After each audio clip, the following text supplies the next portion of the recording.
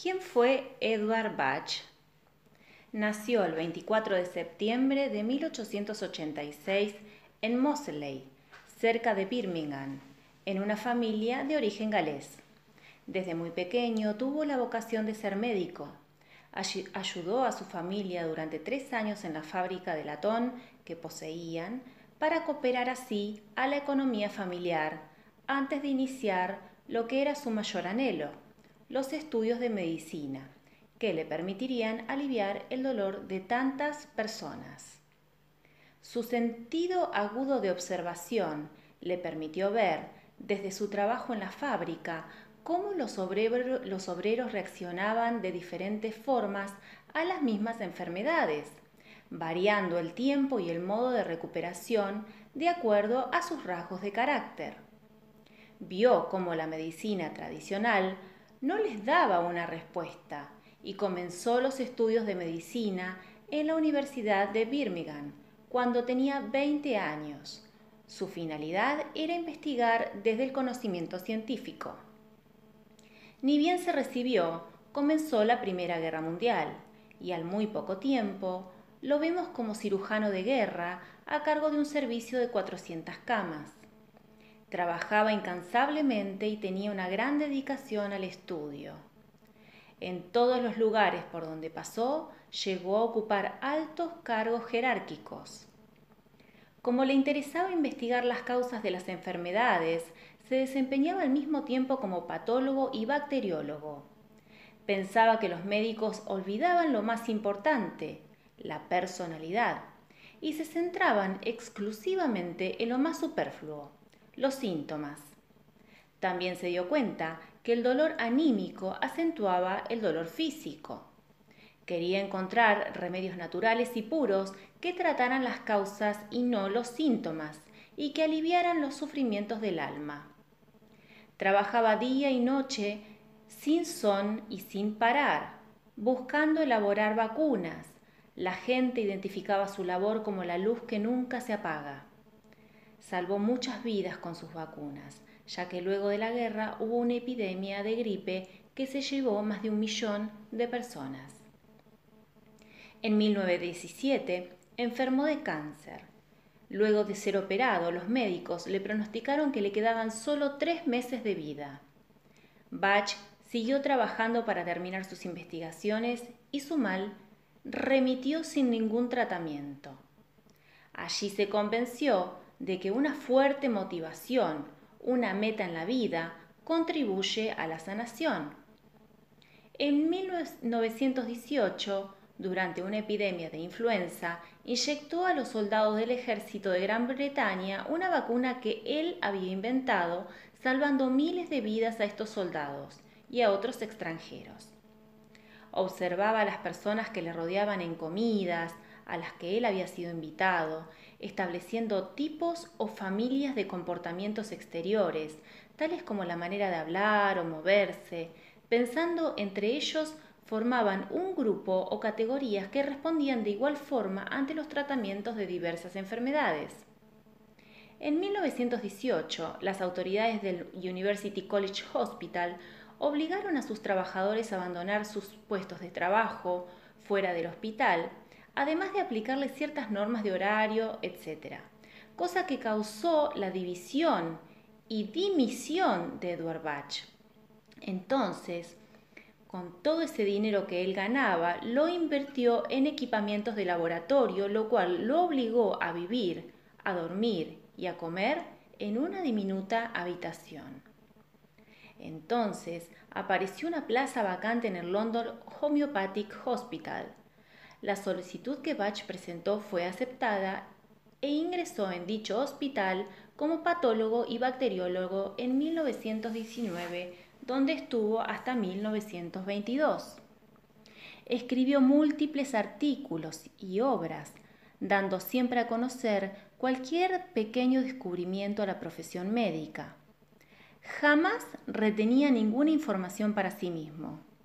Médicos de otros países iban a trabajar con él en su laboratorio para aprender las nuevas técnicas. Sus vacunas ya se usaban en todo el mundo. Sus ingresos anuales superaban las 5.000 libras. A los 42 años tenía su propio laboratorio, su consultorio en la calle de los médicos notables de Londres y también atendía en el hospital público. Había llegado a lo que todo profesional sueña: fama, honores, reconocimiento y dinero, lo cual estaba destinado casi enteramente a sus investigaciones. En el tiempo en el que estuvo en Londres, ingresó en la masonería y tuvo contactos con otros grupos herméticos. Esto hace suponer que buscaba un conocimiento interior profundo y el aumento progresivo de sus facultades sensitivas y poderes de curación nos hacen pensar que efectivamente encontró ese camino íntimo y particular que lleva a las verdades sobrenaturales. En efecto, Bach empezó a confiar cada vez más en su intuición y percepción y cada vez menos en los métodos ortodoxos de investigación. En ese mismo año había tomado la decisión de dejar Londres y adentrarse en los bosques que siempre había añorado. Para este hombre, la naturaleza significaba mucho más de lo que podemos imaginar. Se despidió de sus amigos y fue descubriendo su gran sensibilidad para las plantas. Vendió sus bienes, destruyó su laboratorio y sus escritos y partió con una valija rumbo a los bosques de Gales. La gente que le rodeaba no daba crédito a esta decisión e intentaron convencerle de que era una estupidez dar tal paso.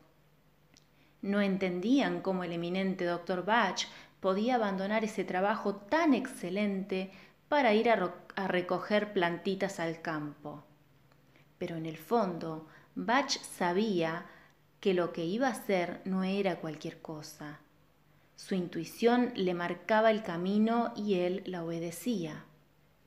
Así abandonó todo, quedando sin trabajo y sin ingresos. Además, desde entonces hasta el fin de su vida, no cobró ningún dinero a ningún paciente. Los ingresos que recibía provenían de donaciones voluntarias de pacientes o amigos. Nunca llegó a preocuparse por el dinero, porque sabía que estaba realizando una misión que le venía encomendada desde la divinidad, y esa divinidad jamás le dejaba sin sustento. Sencillamente, cuando le hacía falta el dinero, aparecía por un lado u otro. Buscó los remedios para los estados emocionales que le aquejaban y encontró la impatiens y el mimulus cerca de la ladera de una montaña. Más tarde halló la clemátide y los tres fueron acordes con su miedo, su prisa y sus sueños. Así fue encontrando, según sus estados anímicos, las flores que curaban la desconfianza, el exceso de preocupación, el pánico, la duda, los celos, la inseguridad.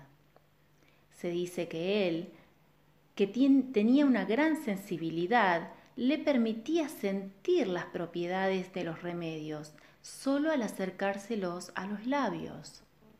Bach consideraba la curación como un don divino y se entregó por entero, ayudado por sus contribuciones y regalos de amigos. Siempre encontraba lo suficiente y así descubrió los 38 remedios que obedecían a las pautas deseadas. No serían agresivos, el efecto sería amable y seguro, producirían la curación del cuerpo y de la mente y no causarían dolor.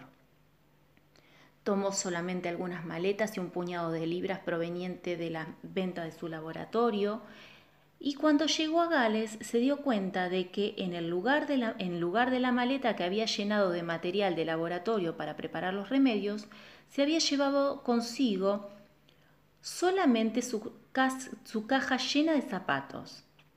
Este error se demostró muy simbólico, pues para encontrar los remedios tuvo que andar muchas millas por bosques y montes, y en cambio nunca necesitó de ese material de laboratorio.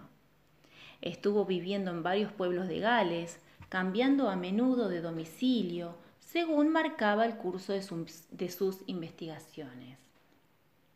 Con estas mismas connotaciones que seguiría también el proceso de elaboración, Bach gustaba de leer las asignaturas que Paracelso había desarrollado en el siglo XIX, elaborando así la ley de similitudes que vendría a acercar el plano de la forma a los planos del pensamiento, reunificando personalidad y alma. Las asignaturas son los indicios puestos por la mente creadora en las formas de los vegetales, cuyos paralelismos han llevado a la aplicación terapéutica. De este modo, impatiens, cuyas semillas saltan al menor toque, curarían la prisa, la impaciencia. Bach comprobó que las flores eran las partes de la planta con mayor energía vibracional. Allí en la corola estarían contenidos los principios de mayor potencial curativo. Mediante su intuición, comprobó que las propiedades de las flores se transferían al rocío de sus pétalos cuando el sol los calentaba.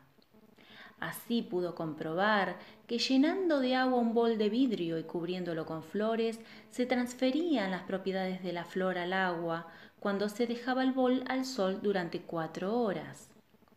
Además, podía notar cuáles eran las propiedades curativas de la flor, simplemente poniéndose un pétalo en la palma de la mano o debajo de la lengua.